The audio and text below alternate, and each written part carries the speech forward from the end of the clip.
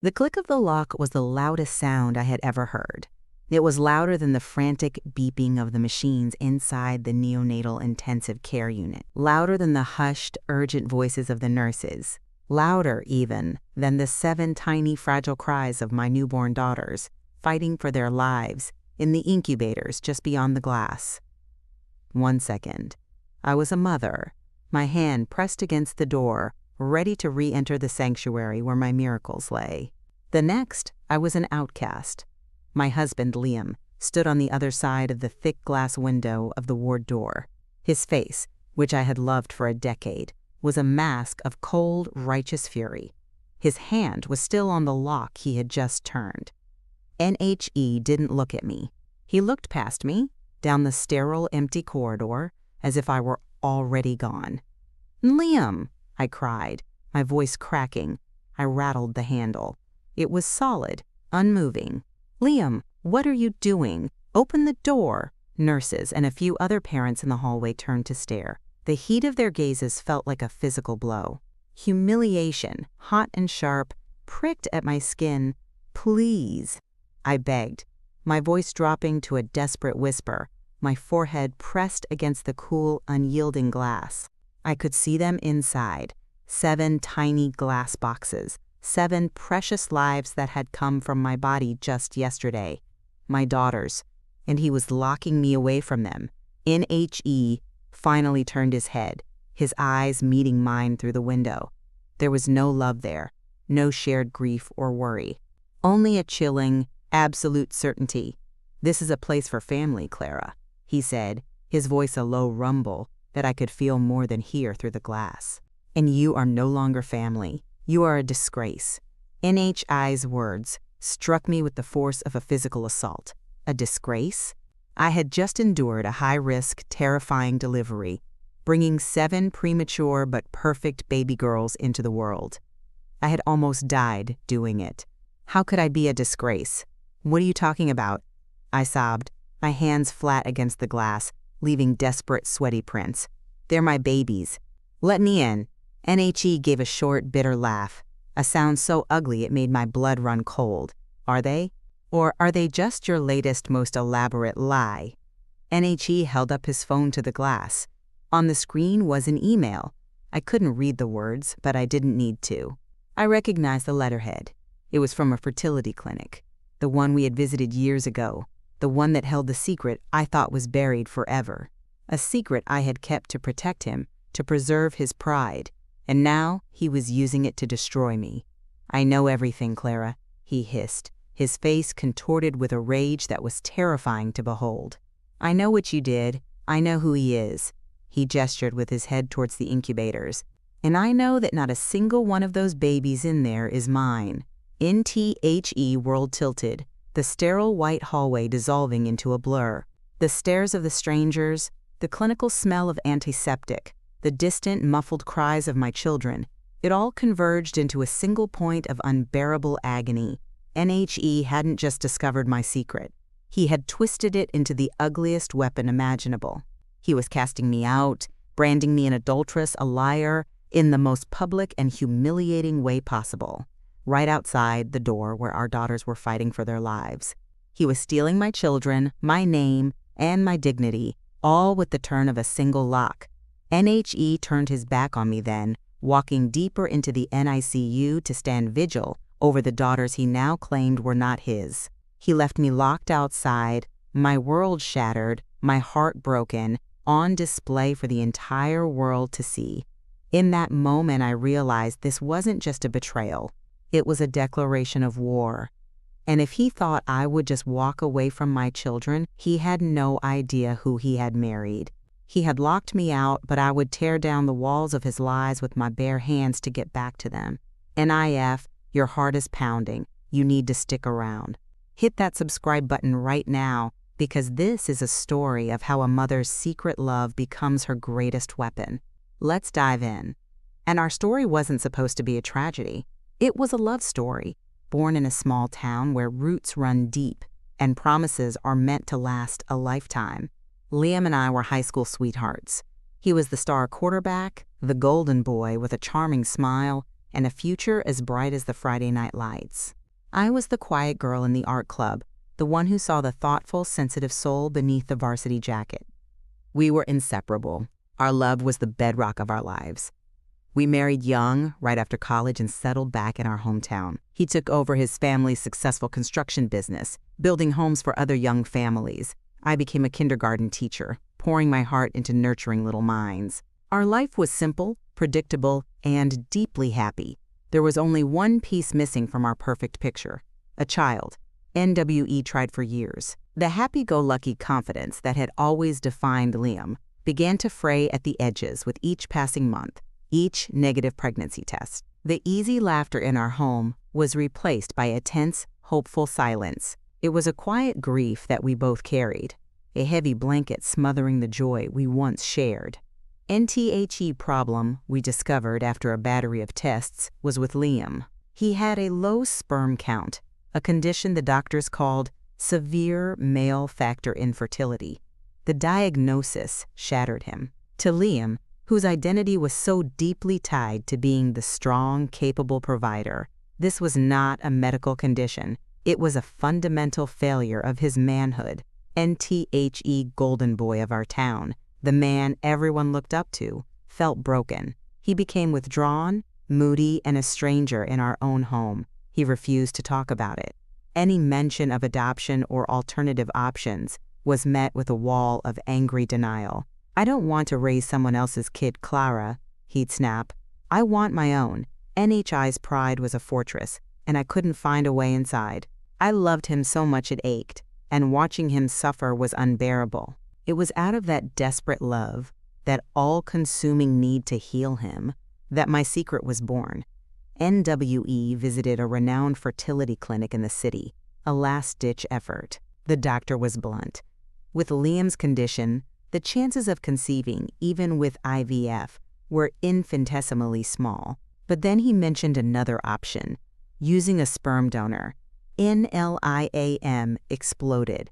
He stood up, his face red with fury and humiliation, and stormed out of the office. "Never," he spat at me in the car on the way home. "I would never agree to that. It's over, Clara. Just accept it." NBUT, I couldn't. I saw the dream of fatherhood dying in his eyes, and I knew it would kill our marriage along with it. So I made a choice. A terrible, desperate, love-fueled choice. And I went back to the clinic alone. I told them Liam had changed his mind, that he was too ashamed to come back himself, and had authorized me to proceed. I forged his signature on the consent forms. It was shockingly easy. They had his medical files. They believed me. Then came the most difficult part: choosing a donor. I didn't want a stranger. I couldn't bear the thought of it. My mind, in its desperate state, landed on the only person I thought made sense. My best friend, Ben. Ben was a doctor. He had been my friend since childhood, the third member of our inseparable trio with me and Liam. He was kind, brilliant, and compassionate. He had watched Liam's suffering with a heavy heart. When I went to him, my voice trembling as I laid out my insane, unethical plan, he didn't judge me. He saw my desperation. He saw my love for my husband, and after weeks of agonizing, he agreed. Not for me, but for Liam. He would be an anonymous donor, his identity shielded by the clinic's protocols. It was a secret he would carry to his grave, to give his best friend the happiness he so desperately craved. NTHEIVF process was grueling and lonely. I went to every appointment alone, injecting myself with hormones, my body aching and bloated. I told Liam I was on a new, experimental vitamin regimen the doctor had suggested. He was so deep in his own depression he barely noticed. And then, against all odds, it worked. Not just worked. It worked spectacularly. I was pregnant. With septuplets, when I told Liam the news, it was like watching the sun rise after a long, dark night. The joy on his face was pure and absolute. He wept, holding me, thanking God, thanking me. He was whole again. He was going to be a father. He believed a miracle had happened, that his body had healed itself. and I let him believe it. NTHE lie was the foundation of his newfound happiness. And for the next 9 months I lived on that fault line, my terror and guilt a constant companion to the joy of the 7 lives growing inside me. I told myself it was a white lie, a lie that had saved my husband and given us the family we dreamed of. I had no idea that the foundation I had built was not on sand, but on dynamite, and the man I had saved would be the one to light the fuse. The pregnancy was a local phenomenon. Hometown hero and teacher expecting septuplets, the local paper declared. Liam, the man who had been hiding from the world, was suddenly thrust back into the spotlight, and he thrived on it. He was no longer the broken man nursing a secret shame. He was Liam Sterling, the miracle man, the future father of 7. NHE became the perfect doting husband. He catered to my every whim, managed the teams of volunteers from our church who helped prepare the house, and gave glowing interviews to news crews. He would place his hand on my enormous belly, his eyes shining with pride, and talk about his girls.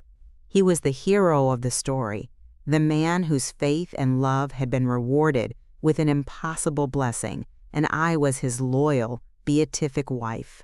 I smiled for the cameras, accepted the town's generosity, and played my part, all while the secret ate away at me. Every time he called them his girls, a wave of nausea and guilt would wash over me. Ben, my dear friend, kept his distance. He was happy for us, he said, but the lie was a chasm between us.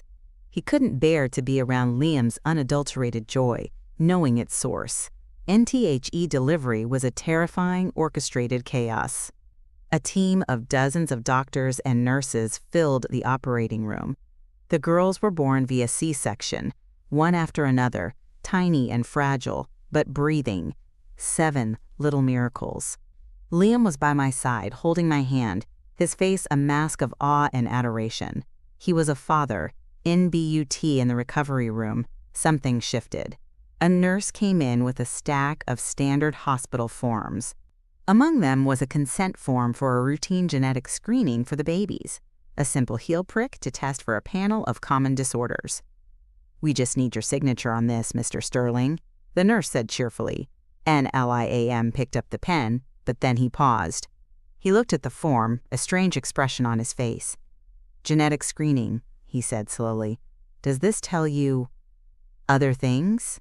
About their DNA?" "Well, it's not a full sequencing, of course," the nurse explained, "but it confirms the baby's genetic markers. It's mainly for health, but it's a DNA test, yes," and I felt a cold dread creep up my spine. "Liam, just sign it." "It's standard procedure." NHE looked at me, his eyes narrowed. For the first time in months, I saw a flicker of the old insecurity, the old suspicion. "It's funny, isn't it?" he said, his voice too casual. "After all those years of nothing, suddenly we have 7. It really is a 1 in a billion miracle." NHE signed the form, but the seed of doubt had been planted. And in the fertile ground of his deepest insecurity, it began to grow at an alarming rate. And over the next 24 hours, while I recovered and the girls were stabilized in the NICU, Liam became distant and agitated. He was constantly on his phone, his brow furrowed in concentration. I assumed he was just overwhelmed, updating family and friends. I had no idea he was on a frantic, paranoid quest for information. NHE started with the fertility clinic. He called them, pretending to be a new patient, asking pointed questions about their procedures, about the odds of success with his specific condition. He researched online, diving into medical journals and forums, his new knowledge feeding his growing suspicion. The 1 in a billion miracle was starting to look like a statistical impossibility. NTHE final piece of his puzzle came from the hospital itself. He had a cousin who worked in the billing department. He called her, feigning confusion about a potential insurance issue. He asked her to pull up my file from our initial fertility consultations years ago. He wanted to know, he said, if they had ever billed us for a procedure we hadn't gone through with. And then there it was, on a billing statement from 2 years prior, a charge for donor sperm acquisition and cryopreservation. a charge I had paid out of my own savings account, a detail I had overlooked in my desperate haste. NTHE truth hit him like a freight train. It wasn't a miracle. It was a betrayal. NHI's love, his joy, the pride that had rebuilt him. It all curdled into a venomous, white-hot rage. He didn't confront me. He didn't scream or demand an explanation. He waited. He let me walk down to the NICU, my heart full of a mother's love. He waited until I stepped out to speak with a doctor. And then he made his move. He walked up to the head nurse, his face a mask of calm, righteous grief. He told her a story of a cheating wife, of a devastating discovery. He told her I was unstable, that I had lied to him for years, and that he had just discovered the 7 babies in her care were not his. He was the victim, the hero of our town, publicly humiliated by his deceitful wife. And then he walked to the door, looked me in the eye, and locked me out. He wasn't just ending our marriage. He was rewriting the entire story. In the narrative he was crafting for the world, he was still the hero. And I, the woman who had lied to save him, had just been cast as the villain. An NTHE hallway outside the NICU became my personal hell. The head nurse, a stern woman named Carol, approached me, her face a mixture of pity and professional duty. "Ma'am," she said, her voice firm but not unkind, "your husband has made some very serious allegations. He has requested that you not be allowed access to the babies until this is sorted out. Legally, as the father listed on the birth certificates, we have to respect his wishes for now. He is their father on the birth certificate," I cried, my voice ragged. "And I am their mother. I gave birth to them. You can't keep me from them." NMY pleas were met with the unyielding wall of hospital policy. I was a security risk, a source of domestic conflict. I was escorted by a gentle but firm security guard to a small, windowless family room down the hall, a place meant for quiet grief. Now my prison cell. NTHE news of the incident spread through the hospital like a virus, and from there to the town. Liam's version of the story was the only one anyone heard. He was a master storyteller, and he painted a heartbreaking picture of a devoted husband, a man who had stood by his wife through years of infertility, only to discover her ultimate betrayal at the moment of his greatest joy. NHE didn't tell them about his own infertility. That part of the story remained buried. In his telling, there was no reason for me to have sought a donor, except for simple, cruel infidelity. The town, which had celebrated us, now turned on me with a vengeance. And I was the kindergarten teacher who had cheated on the town's golden boy, the woman who had passed off another man's children as his. The septuplets were no longer a miracle. They were a scandal. From my little room, I could hear the whispers. Nurses would fall silent when I walked down the hall to use the restroom. I would catch snippets of conversation. Can you imagine? Finding out like that? Poor Liam. He looks devastated. What kind of woman does that? NMY parents, bless their hearts, rushed to my side. They were confused and horrified, but they believed in me. They didn't understand the details, but they knew my love for Liam was real. They tried to run interference, to speak to the hospital administration, but Liam had already hired a lawyer, a shark from the city, who was feeding the hospital administration threats of lawsuits if they allowed an unstable and deceitful woman near the fragile infants. NMY only lifeline was my phone. I called Ben, my voice choked with sobs. I told him what Liam had done. There was a long, heavy silence on the other end of the line. "He knows," Ben said, his voice grim. "Clara, what did you think would happen?" "I thought he would understand." I wept. "I did it for him, to make him happy. I never thought he would use it to take my children away from me." "His pride is everything, Clara. You know that," Ben said. "You tried to protect it, but instead, you wounded it in the worst possible way. And now he's lashing out. This isn't about the truth. This is about revenge." And Ben, ever the pragmatist, the man of science and reason, immediately shifted into problem-solving mode. Okay, stop talking to everyone. Don't try to explain yourself to the nurses or the hospital. They're not on your side right now. You need a lawyer, not a small-town family lawyer. You need someone who can fight fire with fire. I know someone. Her name is Jessica Pierce. She's a bulldog. She specializes in high-conflict custody cases. I'll make the call. In FOR 2 days. I was trapped in that hospital, just feet away from my daughters, but unable to see them, touch them, or comfort them. I could only watch through the glass as Liam played the part of the grieving, devoted father. He would sit by their incubators for hours, his face a mask of sorrow that the nurses and staff interpreted as love. But I knew what it was. It was possession. He was claiming his territory. The humiliation was the worst part. The feeling of being judged by every person who walked by, the shame of being locked out, of having my love for my children questioned. He hadn't just taken them from me, he had taken my identity as their mother. And on the 3rd day, Jessica Pierce arrived. She was a whirlwind of sharp intelligence and no-nonsense energy. She listened to my entire sordid story without a flicker of judgment.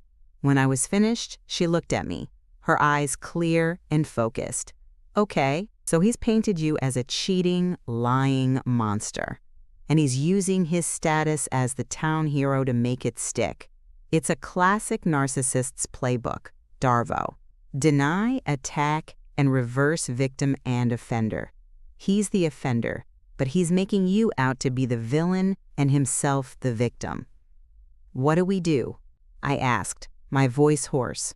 First, we get you in that room with your children, she said, a determined glint in her eye. Maternal bonding with premature infants is a medical necessity. We're going to argue that this hospital, by denying you access, is actively endangering the health of your 7 daughters. We're not fighting his story. We're fighting for the well-being of the children. And then, she leaned forward, her voice dropping, we're going to tell the truth. The whole truth. We're going to show this town who the real hero and the real villain are. And we're going to use his own pride to burn his entire story to the ground. Jessica Pierce worked with surgical precision. She didn't storm the hospital administrator's office with threats. She arrived with a binder full of medical studies, peer-reviewed articles from top pediatric journals on the critical importance of maternal contact, skin to skin, the sound of a mother's voice, for the survival and development of premature infants. NSHE presented a compelling, evidence-based case. By denying me access, the hospital was not just involved in a domestic dispute. They were practicing substandard medicine. They were actively harming their 7 tiny patients. The threat of a medical malpractice lawsuit, one backed by a mountain of scientific data, was far more terrifying to the hospital's board than a custody battle. Within hours, the policy was reversed. I was granted full access to the NICU. The head nurse, Carol, had the decency to look ashamed as she unlocked the door for me. NTHE moment I stepped back into that ward was a moment of pure, sacred relief. I went to each incubator, one by one, whispering my daughters' names, Ava, Bella, Chloe, Daisy, Ella, Faith, and Grace. I reached through the portholes, my fingers brushing against their impossibly tiny hands. The connection was instantaneous, a current of love that flowed from me to them.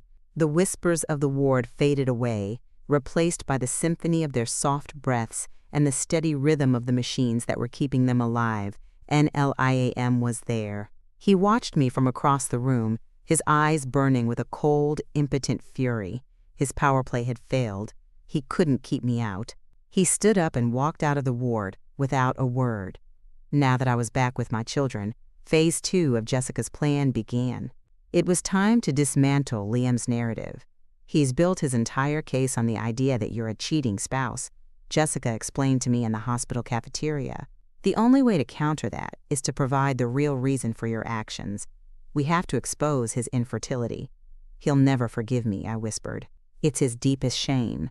He locked you out of the NICU and told an entire town you were a monster, Jessica said, her voice sharp. Forgiveness is not on the table. This is about survival. Your survival and your future with your children. We need a sworn affidavit from the donor. We need Dr. Ben Collins to come forward. And calling Ben was the hardest thing I had ever done. I was asking him to sacrifice his privacy, his friendship with Liam, and his professional standing to save me. I know, he said, before I could even finish my stammering request. I've been waiting for your call. Jessica Pierce already reached out to me. My affidavit is already signed and notarized. I'll testify.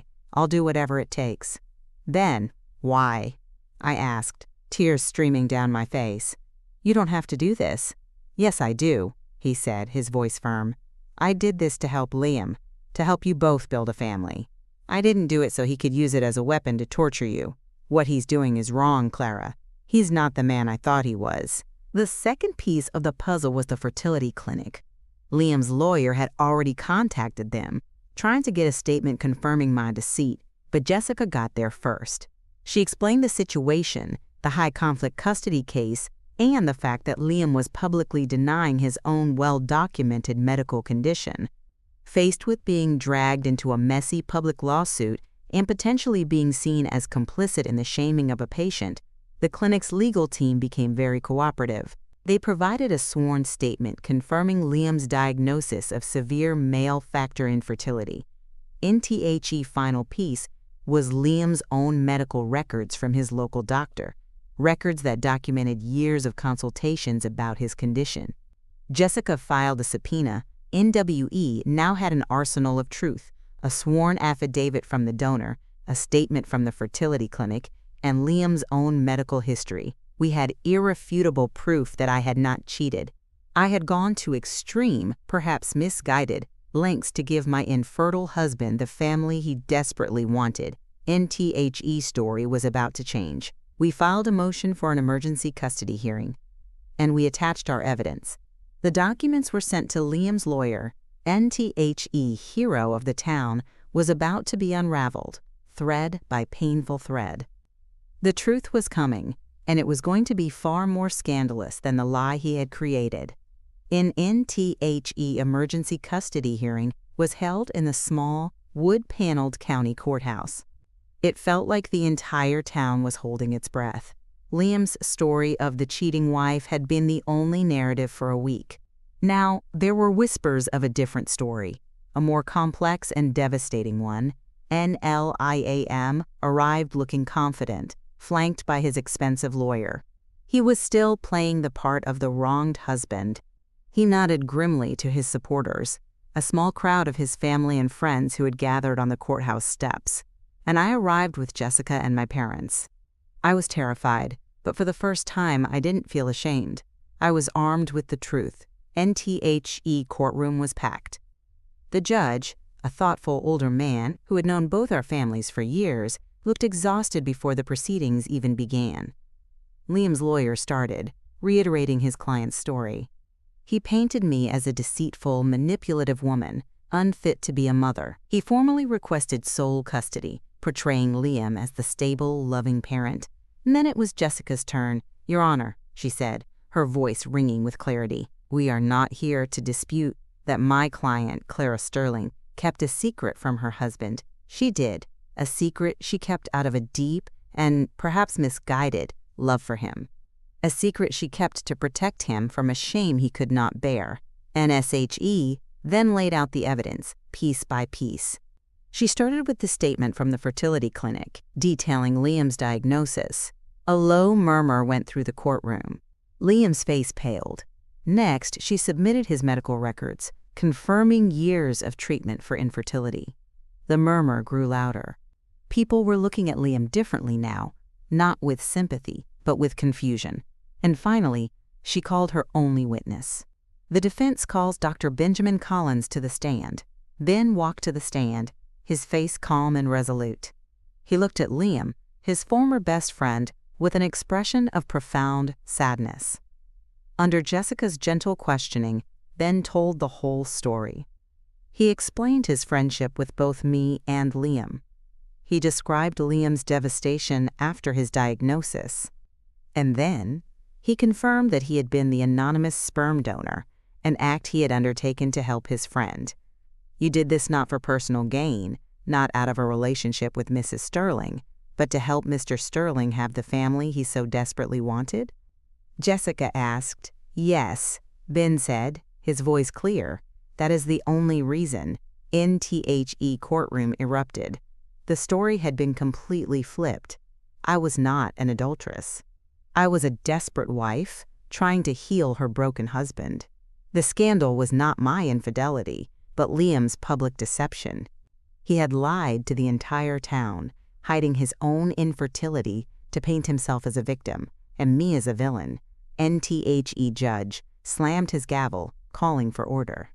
He looked at Liam, his eyes filled with a deep, profound disappointment. Mr. Sterling, the judge said, his voice heavy, is this true?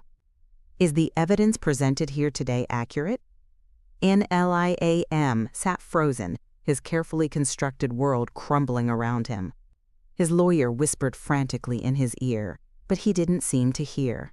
He just stared at me, his eyes filled with a hatred that was now mixed with the raw, agonizing humiliation he had tried so desperately to avoid. NHE didn't answer. He just stood up, pushed past his stunned lawyer, and walked out of the courtroom. The court of law had not yet ruled, but the verdict in the court of public opinion was instantaneous and brutal. He wasn't the hero, he was a liar.